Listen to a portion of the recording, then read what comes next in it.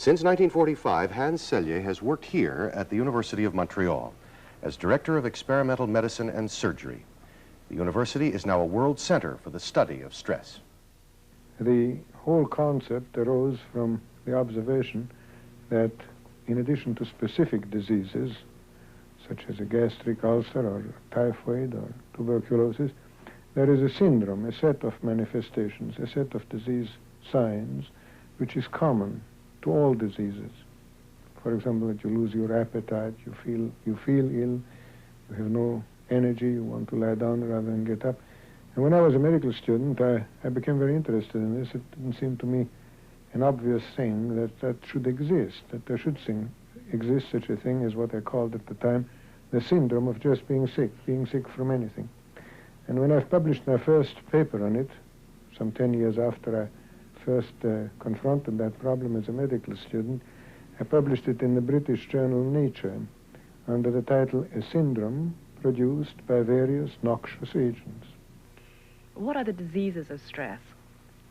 Well, you know, actually, stress plays a factor, plays a certain role in any disease, because any disease causes an increased demand. You always have to come back to this definition in order to understand it. But there are some diseases in which stress is a decisive factor. And there are a whole lot of diseases that have no apparent cause. And people have been looking for the cause of it for a long time, but there is no cause, because the cause is just any effort. Anything that causes stress. What is your personal attitude towards stress, towards the stress that's put on you? Stress is the salt of life. You have to be under stress in order to make life worthwhile. If a person has very much to express and feels that he's very creative, making it impossible for him to exteriorize himself is the most terrible stress that you can put him under.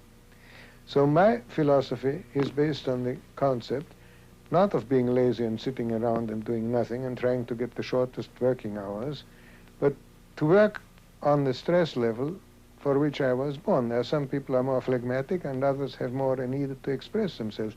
I have a fairly intense need for work. I need it. I couldn't exist without it.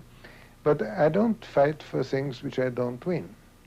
At least I must be convinced I can win, otherwise I don't fight. You just give up? I just give up. I admit defeat and do something else.